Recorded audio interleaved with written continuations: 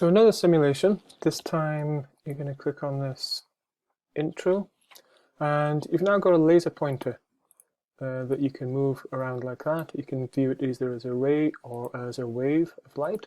So you can see these are a bit like in the ripple tank demonstrations that you had last week. So they would be ripples of light happening there. Anyway, we're going to go back to using it as a ray. You've got a protractor that you've got to center around the normal line there. You can switch the normal off and on like that there.